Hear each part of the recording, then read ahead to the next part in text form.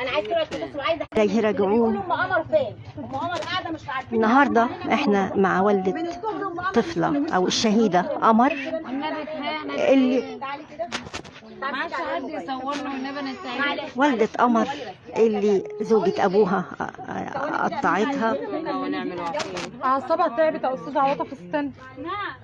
النهارده احنا مع والدة قمر اللي زوجة ابوها قطعتها وحاولت تحطها في اكياس وتخفي جريمتها، لكن القدر كشفها.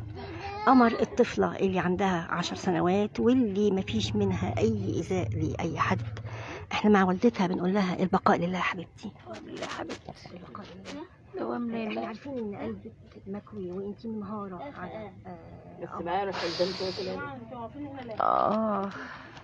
الحمد لله، ربنا بيفتكرني بنعمه عليا. ربنا يصبرك ويرحمها. لو كانت في حضني كانت راحت برضه، كان ميعادها، بس ما كانتش عملت فيها كده برضه. كانت علاقتك ايه بقمر؟ كويس. كنت بتروحي لها؟ كنا كويسين مع بعض وكانت بتحبني وكانت نفسها تجيلي وكنت نفسي اخدها. انا قعدت بقالي فتره مش في مشكله بين عمها وابوها بسبب مش عايزين يدوهاني. حاولت تاخديها وهم رفضوا كتير كتير، لغايه في القسم عملت محضر وبرضه كان جه فريق سيبني وقال لي ما تعمليش حاجه يعني كانت اول اروح لها بس ما تدوش الدهانه اشوفها، يعني تجيليش زياره. في الاخر خالص فين وفين بقى لما عمها اما اخدها من فوق بقى يدهاني، انما ابوها ما كانش بيرضى عشان ابوها كان عايز يرجعني وانا ما رضيتش ارجع له. لما اتزوج بقى ونزل لا عشان ده ما حدش يرجع له.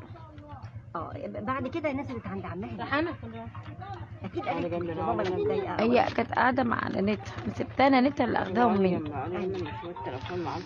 وبعدين اما نانتها توفت كنت انا لسه ما اتجوزتش وكنت قاعده مش في البلد، يعني كنت شغلي بروح في كل يعني بلد شويه، وكنت دايما ان انا بجيب شقه انا والبنات اللي شغالين معايا وستات كبيره شغالين تحت. ايوه ربنا عماد الناس كلها لسه تقول.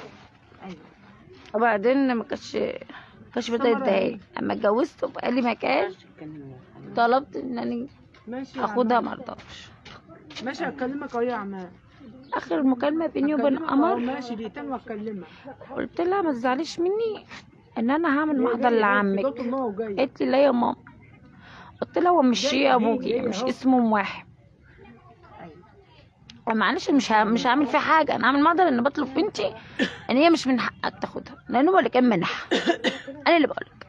وما كانت بتجيلي بشكل معاه وافضل اشتكل مع ابوها اسبوع عشان يخليه يجيبها لي. اعتقد هي من حقك انت لان انت والدتها وما تزوجتيش مش كده؟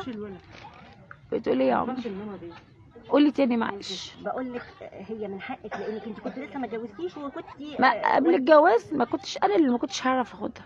عشان الشغل كنت بعمل لها كل حاجه واجيب لها كل حاجه، بس كنت عندهم 3 4 مرات في الاسبوع عشان نانتهم كانت ست كبيره كانت بتراعيهم وتقعد جنبهم، بس انا اللي كنت بخدم. هو طلع قلب لايف ان هو قعد 1.5 سنة بعد الطلاق كان معاه عيل بيرضع ان هو اتجوز عشانه. ده كذاب وعندي اثباتات وكذاب. انا لما اتطلقت كانت عيلي حلوه وكبيره، الصور بتاعت قمر دي كنت لسه ما اتطلقتش.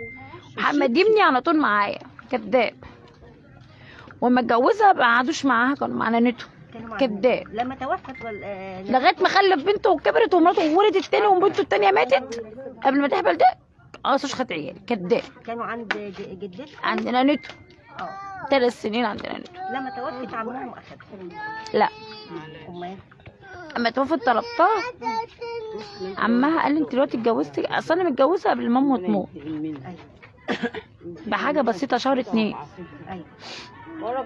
بعدين لما انا قلت له قال لي لا سيبي بنتي اثبتي هنا، انت بتنزلي تروحي لمامتك مثلا، بتنزلي مامتك ساكنه جنبي تروحي لمامتك تروحي هنا ما تعوديش بنتي عن النزول، وهي يعني بنتي ولا بتروح ولا بتيجي. ما تعوديش بنتي مثلا ان تقعد بقى تتعلم تتكلم وتتعلم كده، احنا عايزينها كده. كانت قاعده بقى مع عمها او ما كان عمها مش متعلم، عقليتهم وتربيتهم ان البنات ما يخرجوش بره. اخدها عنده وكان بس بامانه الحبه اللي عملتهم عنده عمره ما زعلها. واساسا هو لا هم اساسا حتى وانا مع ابوهم العيال عمرهم متربيين تحت عند عمهم ونانتهم. كان بيحبوه. بأمان. مرات اخوها ايه اللي مرات ابوها ايه اللي خلاها تعمل كده؟ هو انا ما اعرفش السبب، انا اتفاجئت ان بنتي ميته. ايوه. انما الناس اللي بتقول كانوا عايشين مع مرات ابوها بتخدمها بتعذبها دي متتصدقش. انا مش يعني مش هقول لك انا بس، اللي ابوها ولا اي حد كشف علامه كانوا ذبحوها. لا ده انا كنت ولعت فيها. ده مره بتقول لي بنتي اول ما اتجوزت من قبل ما انا مش معاها كمان، بتقول لي بنتي معلش في الكلام ايه ميسه زي امك حاجه زي كده. فارس سمني خلاها وقعت من على السلم الدور التاني. انا ما حدش يستجري يكلم عيالي ولا هم نفسهم بياكلوها، يعني مش قمر كانت هاديه، فارس سمني كان بياكلها. هو عنده 12 سنه او 10 سنين. 11 قمر عندها 10. يعني البنت كانت عايشه كويس بامان. ايوه. اللي حصل لكن مش عارفه ايه السبب اللي لا انا من شهر كنت عندها، كنت بروح لبنتي لازم اعمل حساب باختها، كنت بخلص قعدتي مع بنتي بطلع لاختها في الاخر اطمن على اختها برضو. اختها من اللي هي اعز اختها من مياه من الاب. واطلع اديها الحلو بتاعها زيها، وكنت برضو بنزل من عمتها تحت، يعني لازم البيت كله. بصي اللي تحت في الارض بيقولوا عليها اللي هي كانت بتجيب لهم برضه وكانت سايبه مع مامي يا حبيبتي، طلعت في مره لقيتها مش طبيعيه كده. بالك يا ميار، بس هي كانت دايما بتشكي لي المشاكل اللي بينها وبينه، حتى هو كان بيقعد يمسك فيها. بقول لها انا اول مره اشوف واحده تقول اللي كانت مراتي على المشاكل المفروض تبين لها الحلو. ايوه. قلت ما عارفه اللي فيها يعني وانا هداري عليها، بتمسك فيها عشانها. ماما رحت معاها، رحت لها من شهر، فطلعت لبنتها لقيتها مش كويسه كده البنت في قعدتها نيار. ما خدتهاش معاكي لا قبل ما تمشي لقيتها بتقول لي البيت عمها ما رضاش يديها لها. لقيتها بتقول لي يقول لي عليا ما خدتهاش لا، انا مش هي قادره كانت اتكلم. بتودي لها اكلها وشربها وكانت ميته عليها ربنا ينتقم منك. بس ما حدش يلوم عليها خالص. لقيتها بتقول لي انا ناصر عايز يطلقني وياخد البت اللي معايا ويستنينا مولد ياخد الولد. ولا ليه حصل حاجه تاني؟ طب ما انا متطلقه. قالت لا في مشكله كده. ايه المشكله؟ ما اعرفش. كان دايما ناصر بيحرج على فارس وعلى اخوه انه ما يحكيليش حاجه، عشان انا كنت عامله زي الكلبه، كنت كل حاجه بمسك فيها. بس اكيد لو كانت حكيت لي حاجه زي كده ما كنتش هيبقى ليا دعوه. ايوه. انا عارفه ان هو عادي ما يحصل عادي. بنتك ما قالتش حاجه؟ لا ما قالتش، كانت طبيعي. لا قمر بنتي ما كانتش بتعمل هي فيها حاجه. هي قمر بنتي وهي قاعده فوق، البنت دي كانت مخطوبه لواحد كان محبوس، باين له خرج من السجن، راح جاب رقمها من اختها وكلمها، فالبنت بتكلمه. قمر سمعتها. قمر كانت عشان كده خلتها نزلت راحت المحطه عشان يعني تمشي وما تقولش. قمر قالت الكلام ده قبل ما تموت ولا عرفت ازاي؟ من عمها ما قالش اليوم النيابه. لما انا انعرت على ابوها وضربته بالشبشب ووكيل النيابه خرجنا كان هيحبسني. قلت له بنتي فين اللي انت ما رضيتش تديهاني، انا عايزه بنتي. طبعا الكلام ده ما قلتوش قبل كده عشان فارس ابني كان بيعيط لي بيتحايل عليا ما اتكلمش عشان خايف على ابوه. بس ابوها ده كلب. مفيش داعي للشتيمه. كلب ما يعرف ان مراتك وحشه وما تبقاش داري. قولي لي قمر بتجيلك في المنام وبتقول لك بتقول لك ايه؟ بتضحك ما بتعملش اكتر ما بتضحك. اسعاف كان شايلني من كام يوم، كان نفسي رايح، جات له قعدت تبوس فيا وبتضحك. دخلت عليها وهي ارض العيال يا قمر جيبي لهم المهم البنت جيبي لهم كاس كراميلا. البنت بنتي العيال اللي حواليك ارض العيال يا جماعه هبطوني والله. هي تعبت. انا عارفه ان في طلاق ومشاكل من شهر، بس السبب ايه ما اعرفش. من ميار نفسها جت يوم النيابه بنهار على عمها بقول له انا عايزه الامانه اللي كانت عندك اللي انت اخدتها وما رضيتش تديهاني. اما عيط وبيسني من دماغي وقال له اقسم بالله حقك عليا، بس انا اقسم بالله قلت الحقيقه جوه. قلت له ليه ايه يا محمد؟ ايه الحقيقه؟ اخوك راح مشى مع واحده تانية وحفقته تاني، اصل هي كلها بتحفقه. قال لي لا والله العظيم هي المره دي. قلت له هي المره دي ازاي؟ اقسم بيميني بنتي اللي عضله تربطها انا ما بكذب، بس ما رضيتش اقول الكلام ده عشان فارسيني، بس انا مخنوقه. لقيتها بيقول لي في النيابه ان هي كانت بتكلم واحد وقمر سمعتها وجت قالت لي، وانا مسكت في ناصر وقلت له بدي تطلق وتمشي من هنا. طبعا اصبح كده ان جوزها قال لها ما تولدي هتطلقي واخد عيالي. طبعا انا فهمت كده بقى لما هي قالت لي. رجعت قال ان هي كده بقى اصبحت الناس كلها بعد ما كانوا بيعملوها حلو بقى بيعملوها وحش وكده. طبعا البيئة قعدت بقى لها شهر عايزه تحفق قمر. افتحي لي يا ماما افتحي. عايزه تحفق القمر. انا ما اعرفش الكلام ده كله، ما اعرفش وحياة ربنا ما اعرف، بس ما كانش حد صدق يبص للولاد. وانت جبت لها طقم جديد وحط لها فلوس في البنك وهي مش حرمانه من حاجه. منها ماما جيب منها ازازه يوم الجمعه اخر مره خدي هنا يا دنيا اشربي يا حبيبتي. لا شربت والله. هاتي اسامه مغطيه. قالت لي يا ماما انا كنت جايبه لها طقم، فانا ماشيين في راس البر طلعنا ركبنا المركب. بعد ما اتغدينا رحنا ركبنا المركب. اجى الولد اللي بيشتغل في المركب وقال لهم ارقصوا مع البنات الفقره بتاعت العيال دي. قالت له لا انا ارقص قدام حد عيب. بيطبطب عليها وراح يبص عليها. قالت له لا يا عمو بعد اذنك عيب. قمت انا ضحكه قلت له معلش اصل احنا بنتي قفل شويه. وبعدين اخدتها جبت لها سلسله وجبت لها طقم وجبت لمحمد ابني طقم. فارس قام قال لي بجوزه وقال لي واني. قلت له يا ابني ما انا ما كنتش عامله حسابي استنى انت الاسبوع الجاي. بس هي ما لبستوش ما لحقتش. ماتت قبل ما تموت. كانت المفروض تجي لي بالجمعه اللي بعدها عشان نخرج تاني. هي بتجيلك في المنام دلوقتي؟ مش في المنام، في الحلم. بتشيلها وهي قاعده كده بشوفها قدامي. بتشوفها قدامها وهي قاعده كده. بنهار ربنا يصبر قلبك. بتشوفها قدامها وهي قاعده كده. الله يصبر قلبك. حضرتك جدة كان عندي طيب قمر الله يرحمها. طبعا كانت قمر بتجيلك برضه وبتقف معاكي. ايوه طبعا قبل ما تتوفى كنا يوم الجمعه بتيجي لامها جات لي وبعدين بقول لها يا قمر تعالي. قالت لي انا رحت خبطت على ام نايمه. فطبعا اجت قعدت معانا شويه وبعدين راحت امها خدتها اكلتها وفسحتها وروحتها. بعدها بيومين اللي ربنا ينتقم منها عملت فيها كده وقتلتها.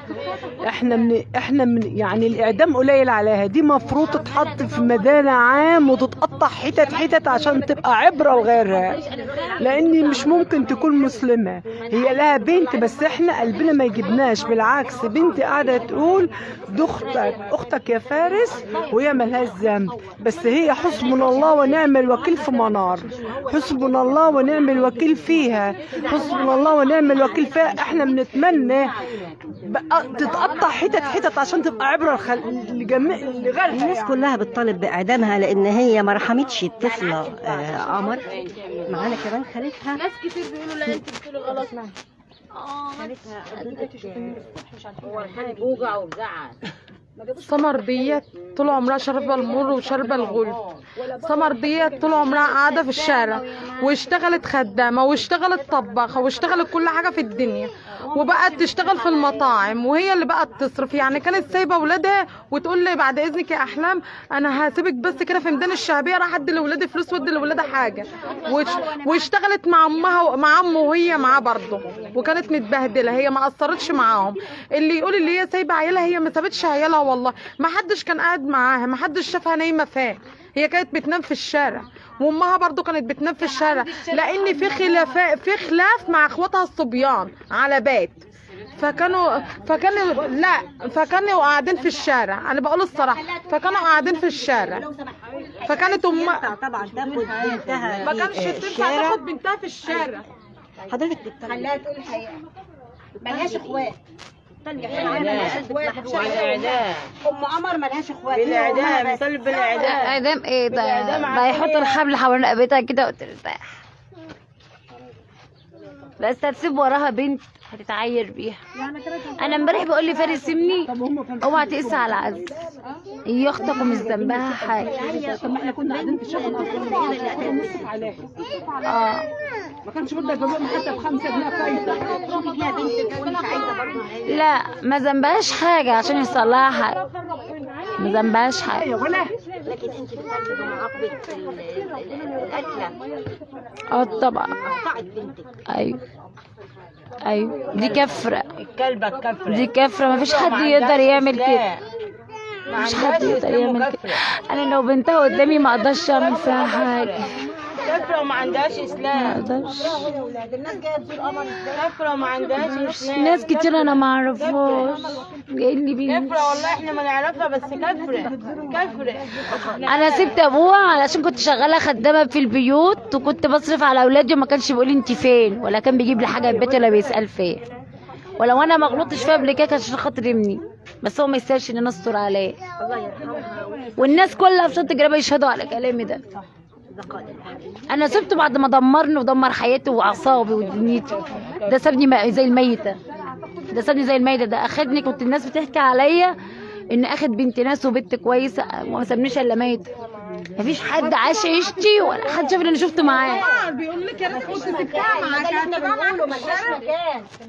الحقيقة يعني إنا لله وإنا إليه راجعون. ربنا يصبر قلب والدة قمر، هي في المقابر. والحقيقة ناس كتيرة بتيجي المقابر عشان تزور قمر في الجريمة اللي هزت دمياط بالكامل. زوجة الأب اللي قطعت طفلة عندها 10 سنين وخرجت أحشائها بره ومثلت بجثتها. الحقيقة كان جريمة بشعة جدا جدا جدا، هزت دمياط بالكامل. وزي ما شفنا الناس جاية تزور قمر. في النهاية بشكركم مشاهدينا ومشاهدي تحيا مصر، وكانت معاكم إيمان الولية، وشكرا لكم. عشان بقى ابوس رجليه. والله ماني مسامحاه، والله ماني مسامحاه، والله ماني مسامحاك يا ناصر. عشان انت لو كنت اتداك كنت بقول له مش مرتاح ليه، مش حاسه لمراتك كده ليه، حاسه لمراتك ممثله كده. يقول دي بتعملها احسن مني، كده مطر مكتوب. ده بتعملها احسن مني. بس مشكله قمر بنتي اللي كانت غلطانه فيها، مش عارفه ان ما هم كانش يخبروا بيها بيتكلم. من شهر لا. صح؟ كانت بترتب لها من شهر انا لما كنت عارفه كشفتها ان في طلاق وفي مشاكل. علشان شهد لا قمر ما اعرفش السبب، كشفتهم. ما عرفتش الا في النيابه من عندها. النيابه عرفت ان قمر كشفتهم وقالت لها هسيب ابوكي. لا ما تستناش. البنت ما اتكلمتش لما عند عمها. قالت لعمها، قالت لعمها الحقيقه. عمها لا عضه بترحم. قال لها العضه دي من ايه؟ هو اللي بيحكي لي. قالت له ماما ميته. بتقول له يا ماما. انا كنت بقول لها ما تقولهاش يا ماما، هي مش ماما، بس هي اللي كانت بتقول بقى ابوها اللي كانت بتقول لها قولي كده. فقال لي يا سمر انا اللي انا عرفته ان هي سمعتها وقامت عضاها وقالت لها لو كلمتي هحط لك سم في الاكل لابوك. خفت على ابوها. قمر بنتي في الاخر كده ما كنتش يعني هي عضتها لما شافتها بتكلم واحد. انا ما شفتش عض. قمر بنتي اصلا ما بتيجي عندي عشان تغير هدومها تخش الاوضه ما تتكسف. تقولي تقلع عينيش كت قدام حد يا ماما. عمها لحظه لو سمحت، عمها لحظه لو سمحتي، لا انا ما بتكلمش كلام كذب، الكلام ده حقيقي. عمها ده في النيابه. لو انا ما بتكلمش واحده بشرفها. ده يا عم لو سمحت، ده سبب قتل بنتي اللي ابوها مش عايز يقوله. عشان بيظلموا الام وقايله سايبه امها. ما ده اللي احنا بنقوله. استني، دي الحقيقه اقسم لما لقيت بالله. عضه في ايد بنتها. لا ده محمد اللي بيحكي لي. العضه في ايدها. ده العضه ديت ايه ساعه محمد ما خدها قالت له خاف بقى عليها وخدها عنها. قالت له هي قالت لها يا عواطف ارحميني. طيب انت اللايف اللي فات جبت لي المرة انت نزلت من عندك هي الجلطه. خلاص عمها يا ستي. هو اللي عرفته اليوم ده كنت هطلع اجيبها من مصارينا، اما عمها ماسك وقال لك ايه مش بنتك معايا دلوقتي وامانه؟ قلت له اه. قال لي ولا تطلعي ولا تتكلمي ولا تفتحي بقك. انما انا لو كنت اعرف ان عمها طلع مسك فيها وقال لها امشي من هنا، ولا اعرف ان هو قال لهم خد مراتك وامشي من هنا بسبب ان دي واحده ما ينفعش تقعد في وسطنا عشان دي مش مظبوطه. دي بعد عضها القمر. هي عضها عشان ما تتكلمش يوم القطر. انا يوم القطر دي يوم القطر دي كنت قبلها بيوم ما يرضي وبنتي كانوا بعدين يفطروا عندي، كانوا قاعدين متغدين عندي. صحيح اخدتها ورميتها في الحقل. مش خدتها. استنوا بقى عشان الناس تفهم. استنوا بقى. بنت عمتها كانت غضبانه عندهم، قالت لها خدي هاتي لي كارت من الكشك ده تحت البيت. قمر مش خدامه عند حد ولا كنت انا بسكت على اولادي ان كنت كلبه قوي يعني. يمكن عشان كده كان بيتدار عليا حاجات كتير من عمها ومن ابوها ومن اخوها عشان انا كنت كلبه او كنت بروح اتفرج على الدنيا وبطفح قدامي. انا كل يوم التاني عنده شغله وبشرشح له هناك بسبب اي حاجه لان هو مش كويس. طب احنا سمعنا ان هي خدتها وركبتها. خدتهاش. بعد ما قمر سمعتها قالت لها انت بتتكلمي مين ده يا ماما؟ البنت عرفت ان هي سمعتها. قالت لا هي كانت عايزه. هي بتقول له مرات ابوها. مرات ابوها كانت عايزه توزعها من الشقه عشان ما تفتنش، لان قمر بنتي الله يرحمها كانت من كان مشكلتي معاها ان هي تيجي عندي تروح تحكي وتروح تيجي، يعني كان فيها تناقل كلام.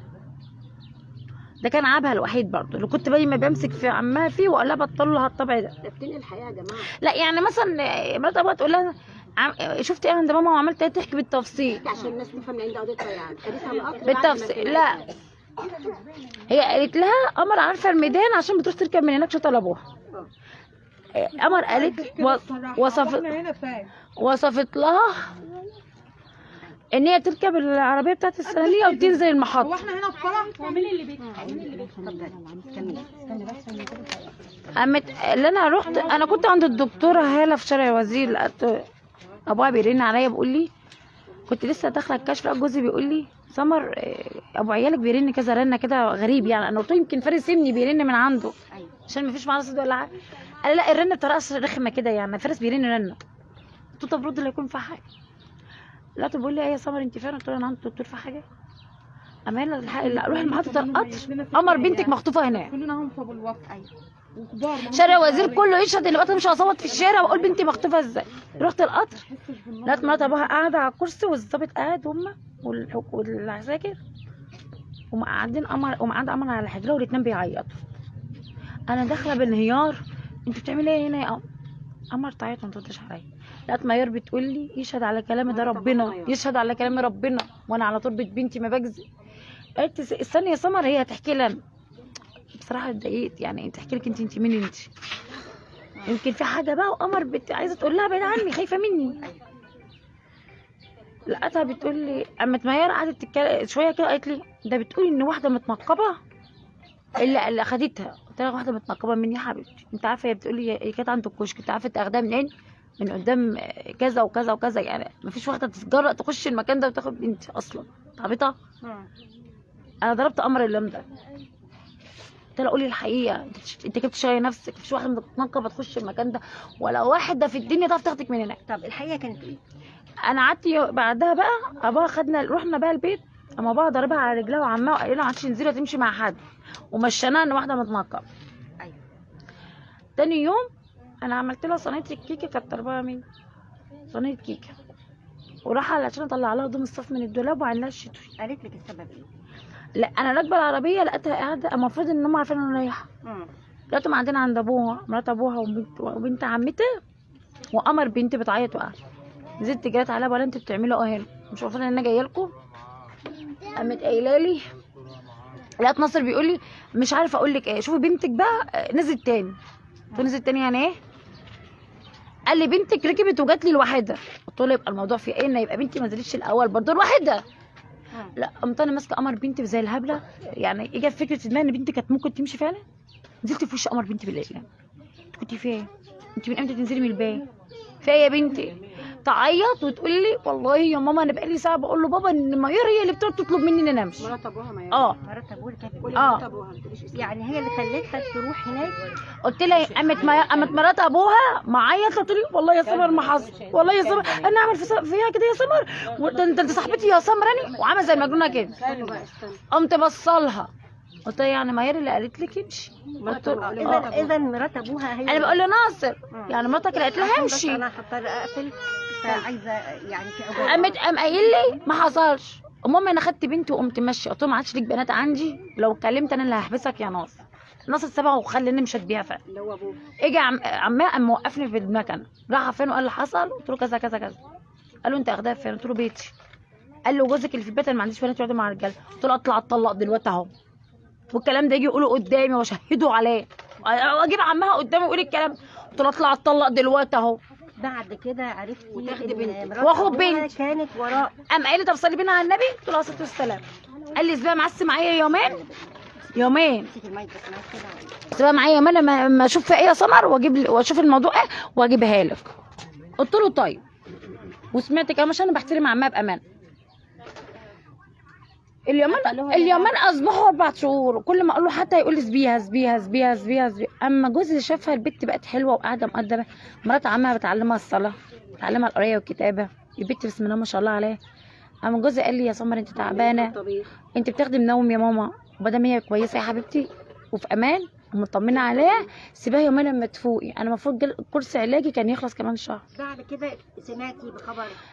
لا بعد كده سمعت موضوع طلاق وهياخد عياله. ايه السبب؟ ما تقلش لغايه ما لقيت بنتي ماتت بقى. بنتي ماتت عشان هي سمعتها بتكلم واحد وفتنت عليها. بنتي ماتت عشان ابوها عارف ان مراته خاينه وسابها في البيت. بنتي ماتت عشان ابوها ما اداهاليش. ابوها ما اداهاليش.